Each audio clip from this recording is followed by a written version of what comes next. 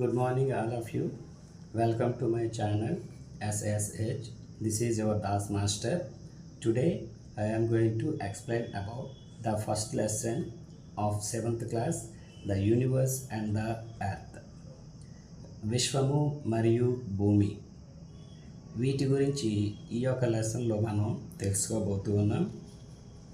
First ఇంగ్లీష్లోని తర్వాత తెలుగులోని ఈ యొక్క కన్వర్జేషన్ అనేటువంటిది ఉంటుంది. రెండు భాషల ప్రజలకి అర్థమయ్యే విధంగా ఇది చెప్పడం అనేటువంటి జరుగుతుంది ఈ యొక్క వీడియోలో.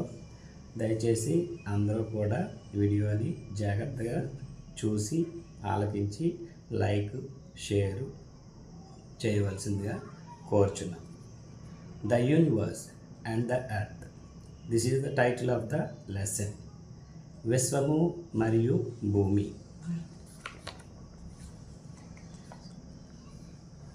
The universe is a vast space that contains many unimaginable elements. ఊహించలేని అనేక అంశాలు కలిగి ఉన్న విస్తారమైన అంతరిక్షమును విశ్వము అంటారు. It includes the sun, planets, the milky way galaxy and all other galaxies. Nobody known how big the universe is. The range of universe is infinite. ఇందులో సూర్యుడు, గ్రహాలు, పాలపుంత అనే నక్షత్ర వీధి మరియు అన్ని నక్షత్ర వీధులు ఉన్నాయి. విశ్వం ఎంత పెద్దదో ఎవరికీ తెలియదు. విశ్వము వ్యాప్తి అనంతమైనది. The science that studies the universe is called astronomy. విశ్వాన్ని అధ్యయనం చేసే శాస్త్రాన్ని ఖగోళ శాస్త్రం అంటారు. This is called cosmology in Russian language and astronomy in the English language. దీనిని రష్యన్ భాషలో కాస్మాలజీ అని, ఆంగ్ల భాషలో ఆస్ట్రానమీ అని అంటారు. Scientific research in astronomy began with the Italian astronomer named Galileo. ఖగోళ శాస్త్రంలో శాస్త్రీయ పరిశోధన గెలీలియో అనే ఇటాలియన్ ఖగోళ శాస్త్రవేత్తతో ప్రారంభమయ్యింది. He made a device called telescope. అతడు టెలిస్కోప్ అనే పరికరాన్ని తయారు చేశారు. He saw many wonderful unknown to him. అతనికి తెలియని ఎన్నో వింతలు దానిలో చూడటం అనేటువంటిది జరిగింది. Many astronomers have been searching about the universe since the time of Galileo. Galileo కాలం నుండి అనేక మంది ఖగోళ శాస్త్రవేత్తలు విశ్వము గురించి శోధిస్తూ ఉన్నారు. There is no consensus among scientists on the origin of the universe. విశ్వం ఎలా ఉద్భవించిందో దానిపై శాస్త్రవేత్తల మధ్య ఏకాభిప్రాయం అనేటువంటిది లేదు.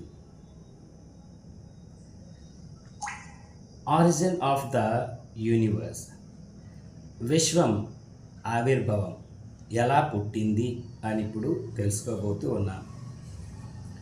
There are many theories about the origin of the universe. One among them is the Big Bang theory. విశ్వం ఆవిర్భావం గురించి అనేక సిద్ధాంతాలు ఉన్నాయి. వాటిలో ఒక సిద్ధాంతము మహా విస్ఫోటన సిద్ధాంతం అని అంటారు. దీనిని బిగ్ బ్యాంగ్ థియరీ అని కూడా పిలుస్తారు. Big Bang theory.